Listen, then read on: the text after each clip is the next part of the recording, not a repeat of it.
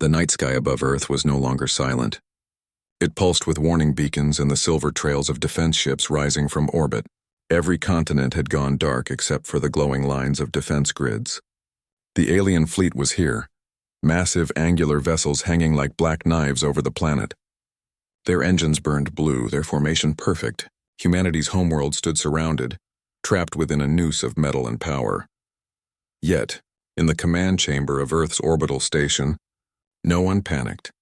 Commander Reese Kepler stood before the glass viewport, his reflection faint against the swirling clouds of Earth below. Around him, young officers moved between screens and tactical tables. Every second brought another alert: missile locks, energy spikes, movement from the alien vanguard. But the humans said nothing. They were waiting. The alien fleet sent its first transmission. A harsh metallic voice filled every channel. Humanity of Sol, you stand before the Galactic Council's authority. Cease your resistance and submit your representatives for judgment. Any further act of defiance will be met with extermination. A younger officer whispered. They think we're cornered. Reese didn't turn. His voice was calm. Let them think that. He lifted a hand and on cue the holotable lit up. Lines of alien ships blinked across the projection. Thousands of them. But the human defense grid formed intricate layers, like the gears of a machine. Each satellite, each vessel was part of a larger design that no alien intelligence had yet understood. Reese tapped one section. We only need them to see this part. A small window expanded. Hidden beneath the defense network, 3 human cruisers drifted outward, their systems cold, their hulls unlit. To the alien sensors, they were wrecks, drifting debris. But deep inside, engineers held their breath as energy quietly built inside their cores. Ready the reflection field, Reese said. One of the officers hesitated. Sir, if we activate it now, they'll know we... They already know we're dangerous, Reese interrupted softly. It's time they see why. Outside, space shimmered. The alien fleet began to open fire, thousands of energy bolts streaking toward the planet. But as the first wave hit the upper atmosphere, it vanished. The beams bent, twisted, and turned backward, striking their own ships. The alien formation exploded in bursts of blue fire. Gasps echoed through the human command deck. Even Reese's lips tightened slightly.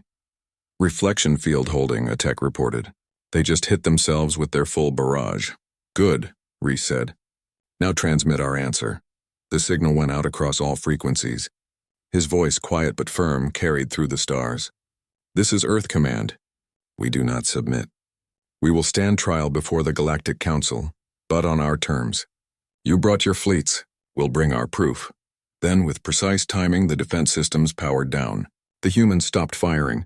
The battle ended as abruptly as it began, leaving wreckage and silence behind. Humanity hadn't conquered. Their restraint had. That was the moment the galaxy realized Earth could not be bullied. Days later, inside the Galactic Council's vast judgment chamber, that truth still lingered. The hall was a cathedral of alien power. Towering spires of crystal, rivers of light flowing through transparent walls, and rows of representatives from hundreds of species. Their voices blended into a single roar of accusation. Humanity had defied direct council order. They had used technology unknown to the Galactic Code. They had humiliated a fleet sanctioned by the Council itself. At the center stood a single human, Ambassador Mara Vance. Her uniform was simple gray, her face calm. She faced the massive semicircle of alien leaders as they hurled accusations. Humans are reckless, hissed a scaled ambassador from the Vortex Syndicate.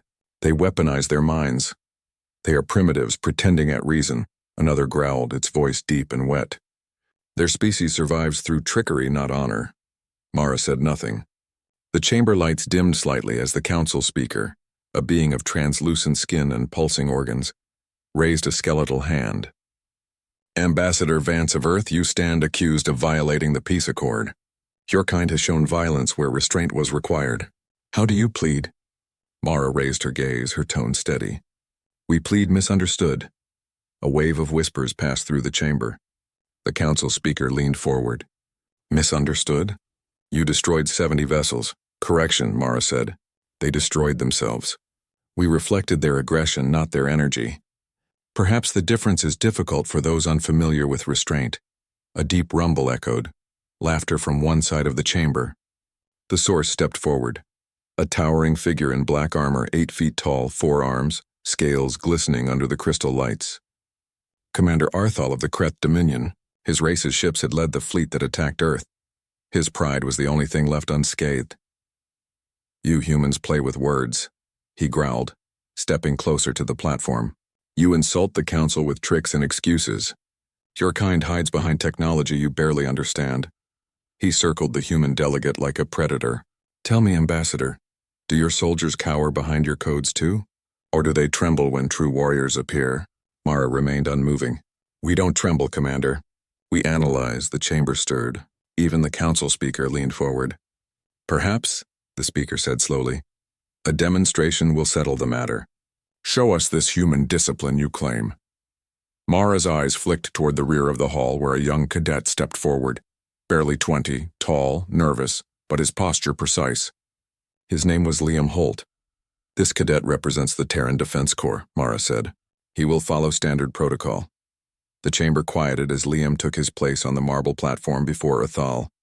The alien commander loomed over him, teeth glinting like blades. "This?"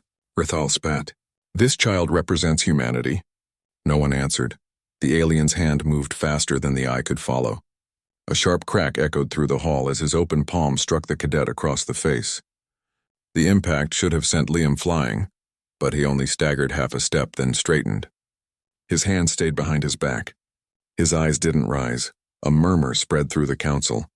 Mara did not move. She didn't shout or react. She only watched. 10 seconds passed. Then something strange happened. Rathal's jaw twitched. His claws flexed, then froze. The armor on his shoulders trembled as if his muscles were seizing. His voice caught halfway between a growl and a gasp. He tried to step forward, but his legs wouldn't move. The chamber fell silent. Rathal's breathing grew uneven, his eyes wide with confusion. The massive alien staggered, then dropped to one knee, frozen in place, unable to speak. Drones rushed forward, scanning wildly, their sensors unable to detect a weapon or toxin. "What? What did the human do?" shouted one of the council guards. Mara's voice was soft but carried through the hall. "He followed protocol." The council speaker rose in alarm. "Explain this. What manner of attack is this?" Mara shook her head. "It's not an attack. It's a defense." The moment he was struck, the cadet's body entered automatic counter-resonance. It mirrored the neural aggression of his attacker. The commander is only feeling the reflection of his own violence. For a long moment, no one spoke. The chamber glowed with uneasy light. The council speaker looked between the frozen alien and the silent human. This is unnatural." Mara met his gaze. "No, it's balance." The med drones deactivated Rathal's armor systems and carried him out. His eyes still moved, filled with disbelief. The room buzzed with whispers, fear, awe, confusion. The idea of a species defending itself without weapons, without movement, unsettled every race present. Mara turned to the assembly. "You judge us as violent because we survive. But we learn to survive without destroying. That's something few of you can claim." Her words hung in the air like a challenge. From the upper balcony, a small alien envoy whispered to another. "They call themselves human, but perhaps they are something else entirely." As the council adjourned in silence, Mara walked toward the exit. Behind her, Liam still stood at attention, his face calm, the mark of the strike faint but visible. He didn't look back at the council or the fallen commander. He simply whispered, almost to himself, 10 seconds, and across the galaxy, that number began to echo. 10 seconds, the time it took for the galaxy's arrogance to freeze. The void around Earth's orbit glowed with the light of battle drills. Massive human ships, gray, scarred, and sharp-edged, moved through formation like blades drawn from a forge.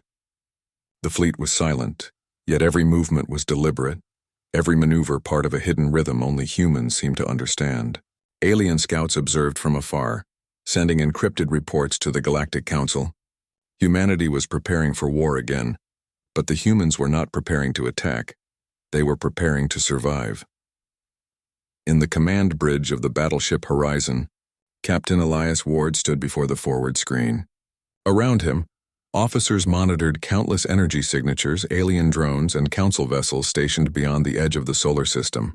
The aliens called it peacekeeping presence. The humans called it a blockade. They're scanning our satellites again, said the comms officer. Looks like the Vortex Syndicate this time. Elias folded his hands behind his back. Let them scan. They'll find nothing we didn't let them find. On the screen, a dozen alien ships glimmered like shards of glass, their sensors sweeping Earth's orbit. Suddenly the scans flickered and reversed. Their own systems turned against them, projecting false readings of human weapons that didn't exist. Whole fleets appearing and disappearing like ghosts. The aliens panicked, breaking formation. The comms officer grinned. They think we've got stealth cruisers again. Elias nodded slowly. Let them think that. Fear is cheaper than metal. Outside the ship, hundreds of small human defense drones floated motionless, forming invisible walls of electromagnetic interference. The alien sensors could never map human strategy because the humans never fought with predictable logic. They didn't rely on strength. They relied on confusion. But beneath the surface of every maneuver, one truth burned brighter than the stars. Humanity was being cornered by fear. The Galactic Council had not forgiven Earth for what happened to Commander Arthal. They called it an act of psychic warfare, and they demanded answers. The humans, as usual, remained quiet. Inside the council chamber orbiting the neutral world of Duranus, Ambassador Mara Vance stood before a storm of alien voices. The council's great spire shimmered like ice as holograms of distant worlds flickered across the ceiling. Every delegate was talking about Earth, and none of it was kind. They hide weapons within their own soldiers, one shouted. Their biology is dangerous. They bend neural fields, cried another. It is forbidden technology. They must be contained, said a third. Or expelled from the Accord. The Speaker of the Council raised his hand and the voices died down. His translucent form pulsed with slow light. Ambassador Vance, the evidence against your species grows. The paralysis of Commander Arthal remains unexplained. You will surrender all research regarding this. Human Protocol 10. Mara's gaze stayed fixed, her voice calm. Protocol 10 is not a weapon. It's a defense mechanism developed after centuries of war. It doesn't attack, it reacts. The speaker's tone turned cold. Then explain how a cadet's mere presence crippled a decorated commander. Mara said nothing. Silence stretched through the chamber until the speaker's glow dimmed with irritation. Your refusal to cooperate will force this council to impose sanctions. Earth will lose its trade rights and its fleet privileges. Mara's expression didn't change. You can take away our privileges, she said quietly. But you can't take away what we've learned. That answer unsettled the entire hall. The council adjourned in tense silence, while behind the walls, hidden eyes and recorders followed every human step. Later that night, in her quarters, Mara activated a small projection from Earth Command. The familiar face of Admiral Holt appeared, Liam's father, his expression tired but steady. The council's getting nervous, he said. They'll move against you soon. If they force you to disclose the neural data, you know what to do. I know, Mara said. Step 2. The Admiral nodded once, then the message vanished. Outside, the alien world glowed with violet auroras, its atmosphere flickering against the dark. Somewhere far below, in the lower levels of the Council's research zone, Commander Arthal lay in medical suspension. He was alive, but his body no longer obeyed his will. His mind flickered between awareness and confusion, replaying the same 10 seconds again and again. When alien doctors examined his neural pathways, they found them tangled, mirroring patterns of his own aggression as though his rage had turned against him. None of their machines could explain it. The Vertex Syndicate called it dark magic. The Kreth Dominion called it humiliation. But a few species, those who remembered ancient wars, whispered something else. They said humans had learned the art of adaptive resonance, the ability to reflect hostility at the level of thought itself. It frightened them more than any weapon. A day later, a secret meeting convened aboard a neutral ship drifting beyond the Council's range. Around the table sat representatives of 4 of the most powerful races in the galaxy. They spoke in low, tense tones. The humans claim it was defense, said one, his skin pale and luminescent. But if that defense can freeze a Kreth warrior, what could it do to a fleet? They're unpredictable, another said. They create power from weakness. Even their fear becomes a weapon. They must be studied, hissed a third. If they will not share their methods, we'll take them. The plan was simple. Capture a human vessel under the guise of inspection extract the data behind Protocol 10, and expose Earth as a threat to peace. But humanity had already predicted this. On board the Horizon, Captain Elias received a coded alert. A convoy of inspectors was approaching under Council authorization.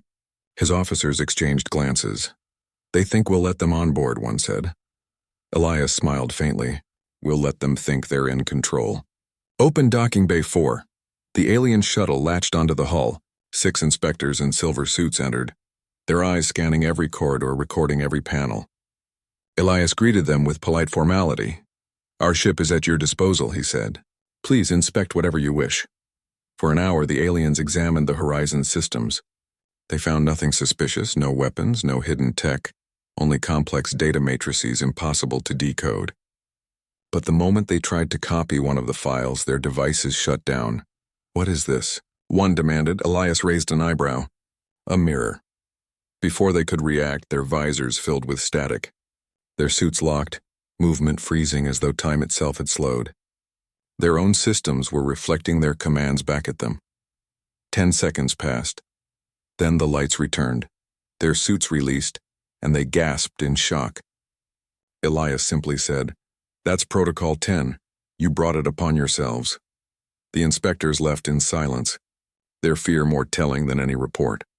Back in the council chamber, their testimony spread like wildfire. Some demanded humanity's arrest.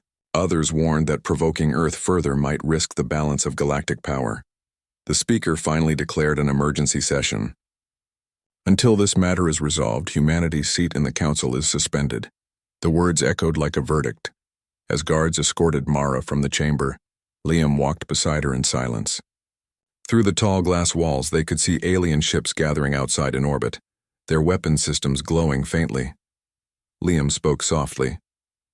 "If they learn what Step 2 really means, they'll never let us leave." Mara's eyes were calm as she looked toward the stars. "That's why Step 2 isn't meant for them to understand. It's meant for them to witness."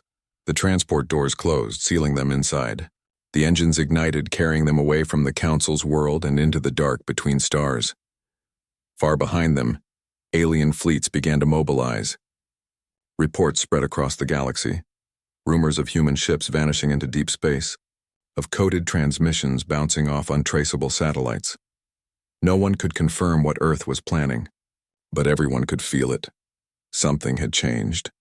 The galaxy had always believed humans were fragile, emotional, unpredictable. But after that day, the Council began to whisper another word when they spoke of Earth. They called them patient, and patience in human hands was far more dangerous than war.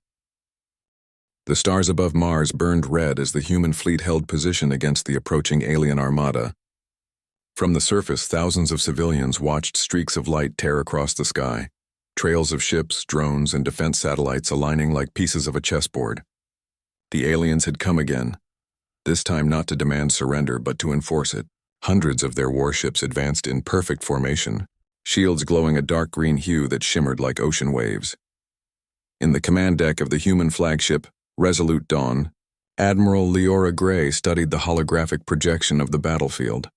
Every alien ship, every line of their movement was displayed before her. Her eyes traced the patterns with calm precision. Around her, the officers worked in tense silence. The alien fleet outnumbered them 10-1. "Admiral," said the comms officer, "Council Fleet Leader requests our immediate disarmament. They say Earth suspension is final." Leora's voice was quiet but steady. "Transmit our answer." "Yes, ma'am." "What message?" She looked out the window, watching the alien warships loom like mountains in the void. "Tell them we'll disarm the moment they understand what we are." The officer hesitated, but the message went through. The reply came almost instantly, the alien voice sharp and cold. "You are a rogue species standing against the will of the galaxy. There will be no negotiation."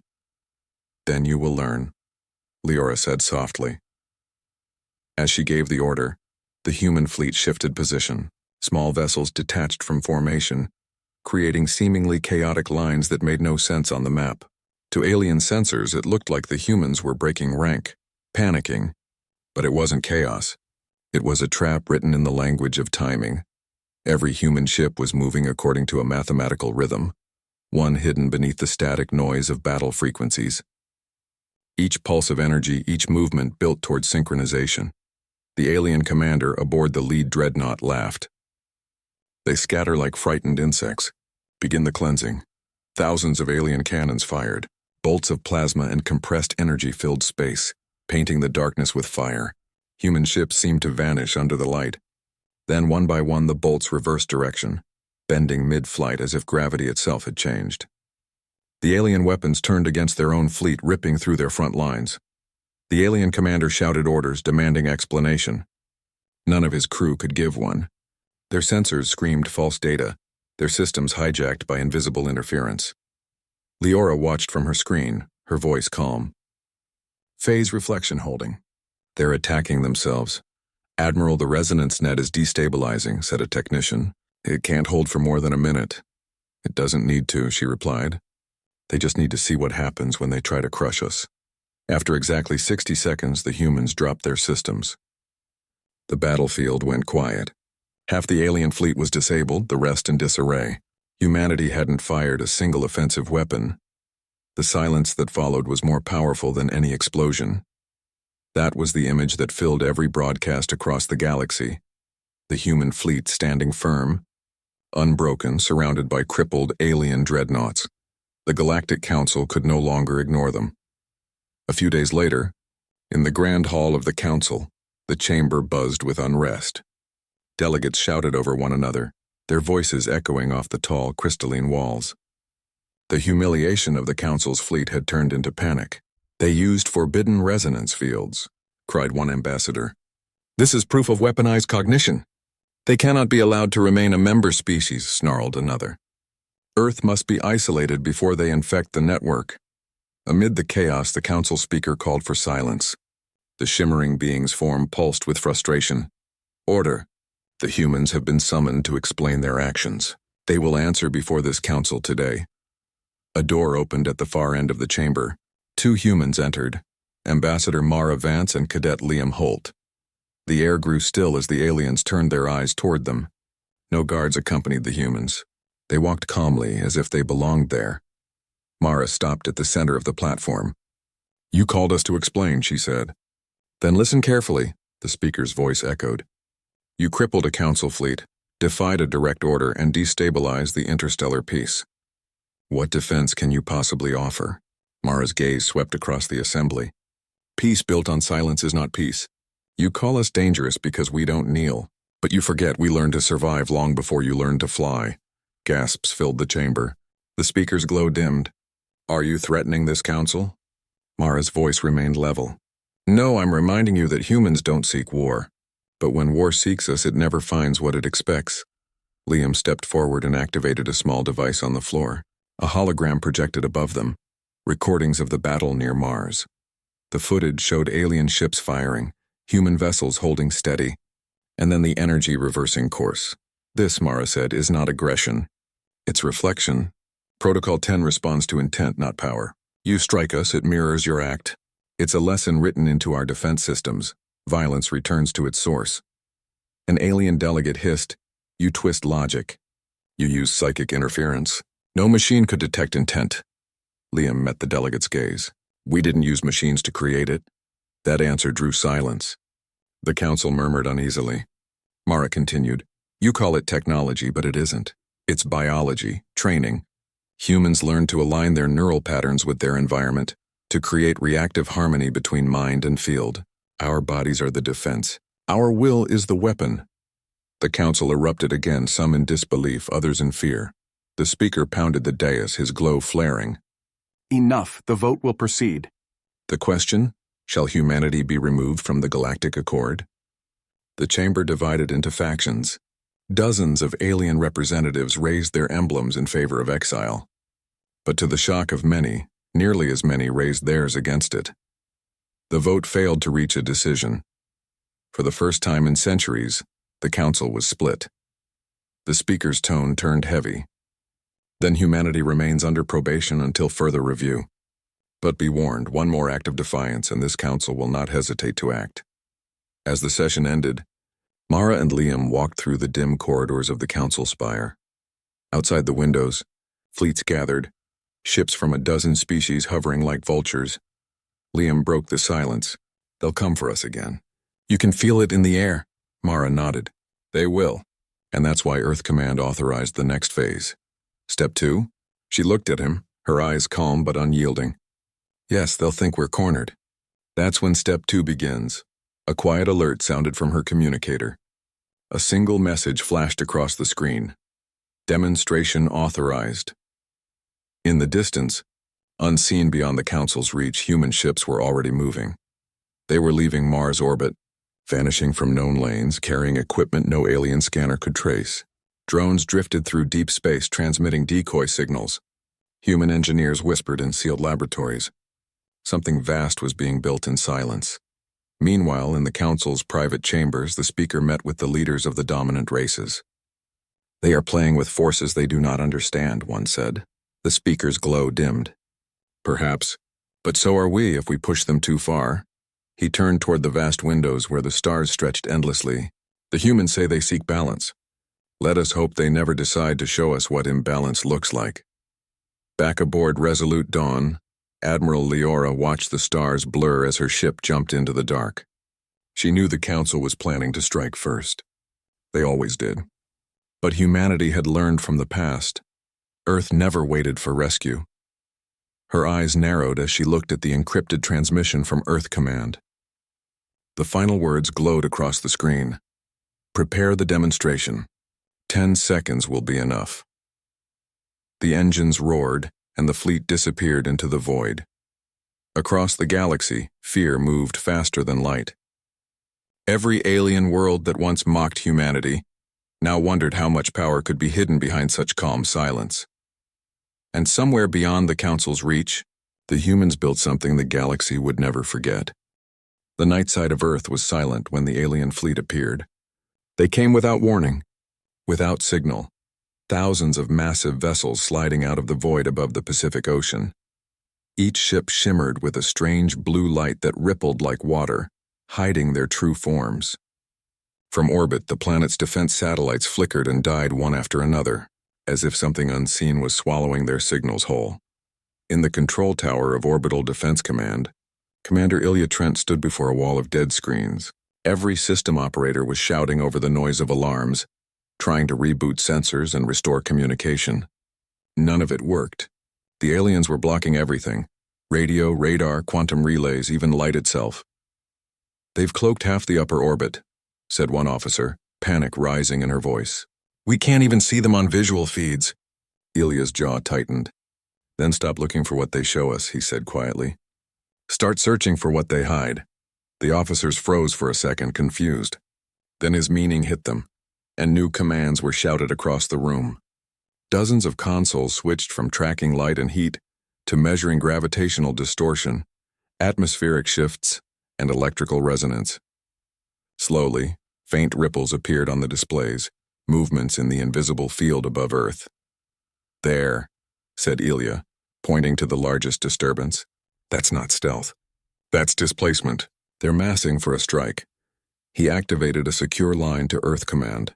This is Commander Trent. Contact the ground network. Activate the veil. The voice on the other end hesitated. You're sure, Commander? The veil has never been tested on a planetary scale. Ilya's eyes didn't leave the window. Neither has extinction. The order went through. Across Earth, hidden facilities came alive. Deep under oceans, inside mountains, and beneath cities, massive reactors began to hum. A soft vibration spread through the ground, too low for human ears to hear. The alien fleet opened fire. Beams of energy brighter than the sun tore through the atmosphere, striking at major cities and defense hubs. But before they hit the surface, the beams bent, shifting direction midair and striking empty ocean or scattering into harmless light. The alien commanders didn't understand. They recalibrated their targeting systems, fired again, and watched in disbelief as every shot missed. On Earth, the sky shimmered faintly with a translucent haze. The veil was working. In the command tower, Ilya watched the reading stabilize. Phase synchronization achieved. Frequency inversion is holding. What does that mean, sir? An officer asked. It means, he said, we're not blocking their weapons. We're convincing the universe they were never fired. The aliens were furious. From the lead ship, the supreme commander of the Tereth Dominion ordered a full assault. Thousands of drop pods were launched, streaking down toward Earth's surface. Each pod carried elite soldiers armed with quantum disruptors, meant to tear through matter itself. As they entered the atmosphere, something unexpected happened. Every pod began to lose power. Control systems froze. Gravity shifted. The pods started spinning wildly, colliding with each other before crashing harmlessly into deserts and oceans. None reached their target. The Supreme Commander stared at the data feed in disbelief. "This world is defying physics," he hissed. On Earth, Ilya turned to his team. "The Veil is holding better than predicted. Keep the resonance steady. They'll try to break through soon." "Commander," said an engineer, "we're getting strange interference.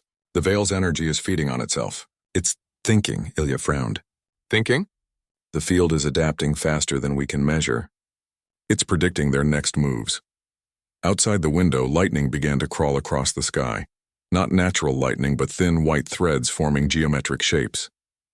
Circles, triangles, spirals, all glowing faintly before vanishing again.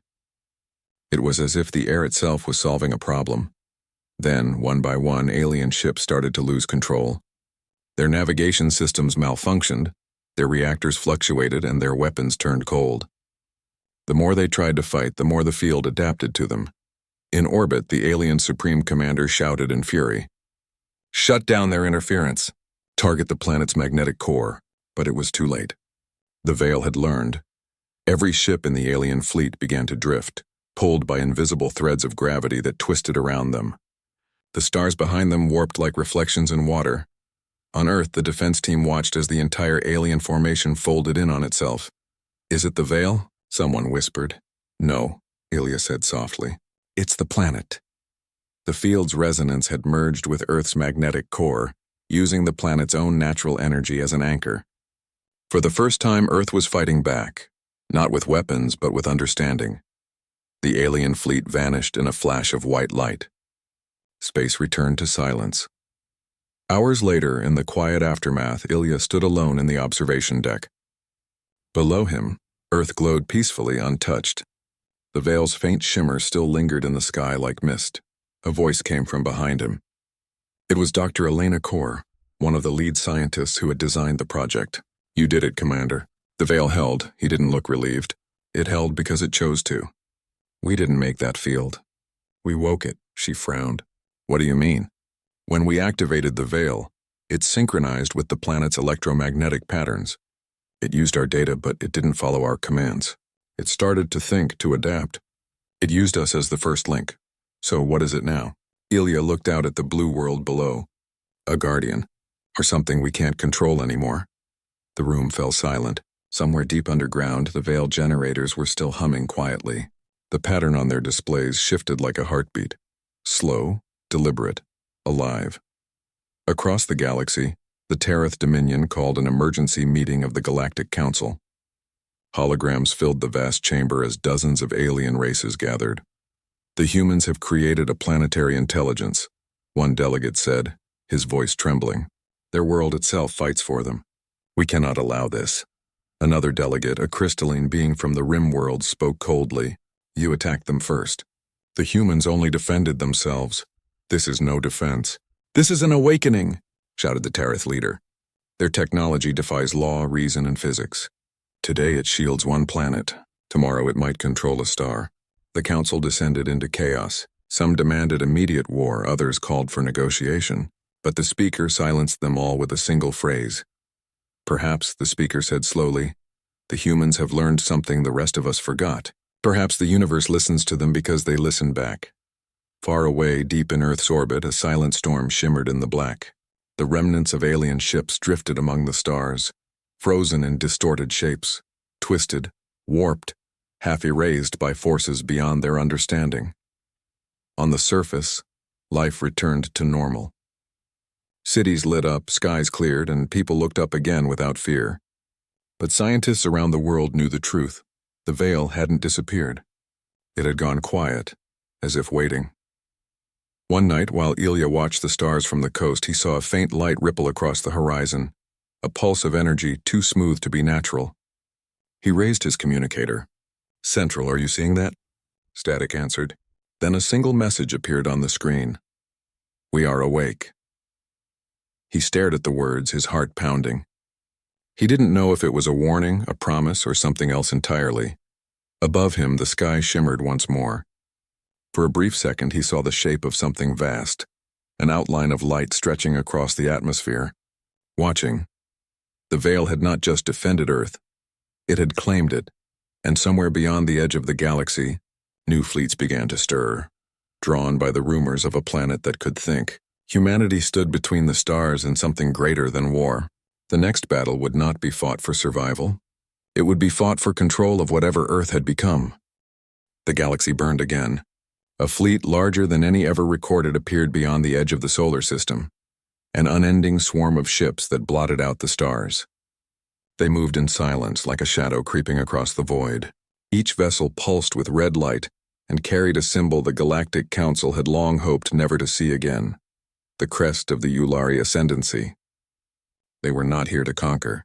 They were here to erase. From Earth's orbit, the newly formed Terran defense grid came alive. Thousands of defense stations locked onto the approaching armada. The control network hummed as power lines surged, reactors roared, and the void around Earth shimmered with shields strong enough to bend starlight.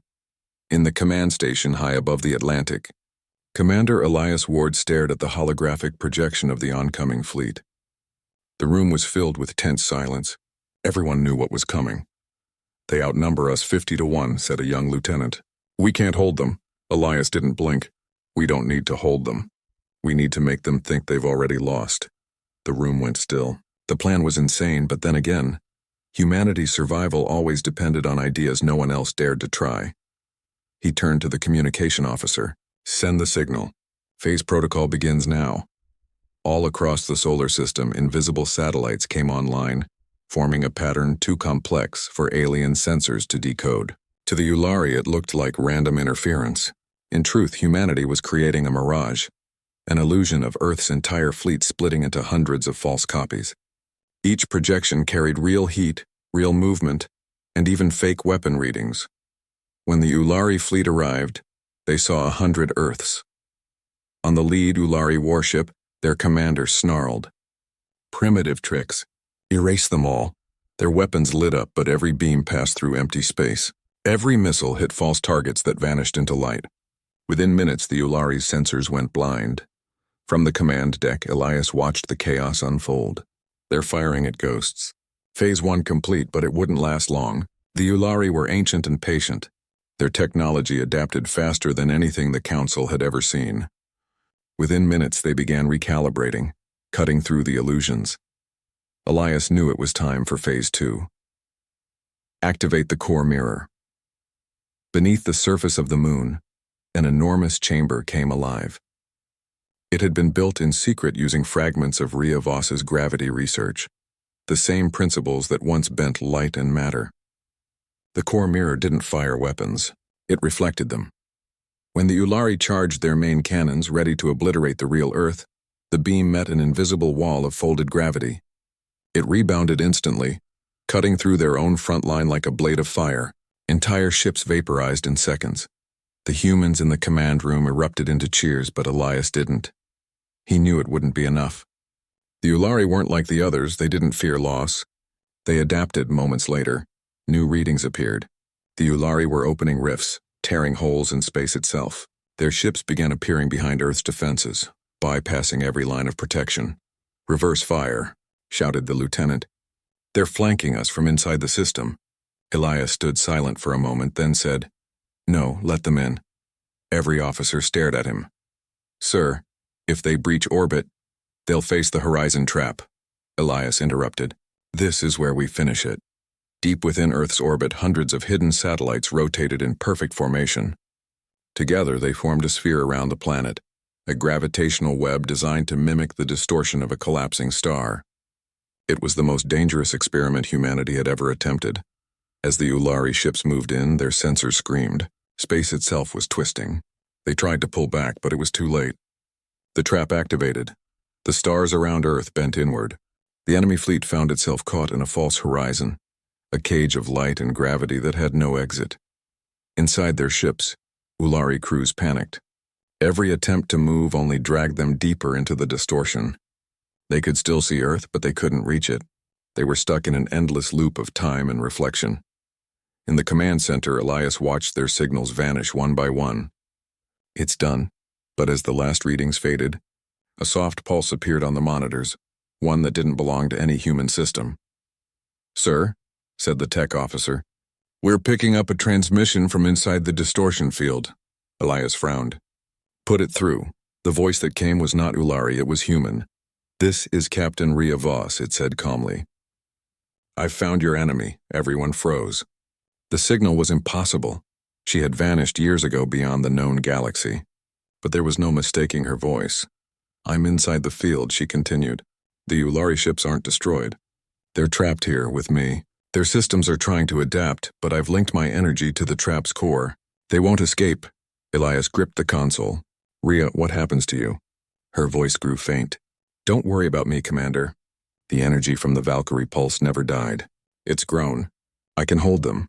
Static filled the room, then her final words came through, soft but steady. "Tell Earth we're safe now. And tell the stars, humans don't bow." The signal ended. In orbit, the distortion field collapsed into a single point of light and then vanished. The Ulari fleet was gone. The system went quiet. Hours later, the Galactic Council met in emergency session. Every delegate spoke at once, some in fear, others in awe. "They defeated the Ulari," said one. "An entire fleet erased without a single weapon strike." Another added, "They used gravity itself. They turned the laws of physics into shields and traps." "And they did it alone," said the council speaker. "Without our fleets, without our approval." The hall fell silent. The speaker looked around, her voice trembling. "If humanity can bend space to its will, what happens when they decide they no longer need us?" No one answered. Back on Earth, the skies cleared. Cities that had gone dark began to glow again.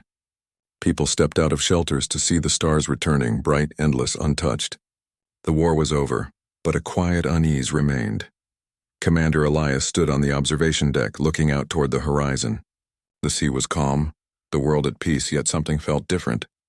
"Sir," said his lieutenant, approaching, "the core mirror's readings haven't stopped. It's still generating energy, unknown origin." Elias didn't answer. He stared at the stars and whispered, "She's still out there." Above Earth, in the void where the Ulari fleet had been destroyed, a faint shimmer lingered. A soft pulse, rhythmic, like a heartbeat. Within it drifted a figure of light surrounded by fragments of alien metal. Rhea Voss opened her eyes. Around her, the trapped Ulari ships floated in silence, frozen in a pocket of folded reality. She had become part of the field now, a living boundary between worlds. For a long moment she listened. Beyond the distortion she could hear faint whispers, echoes from far-off stars, from civilizations watching and waiting. She smiled faintly. "You're all afraid of us," she said to the emptiness. "Good. That means you finally understand."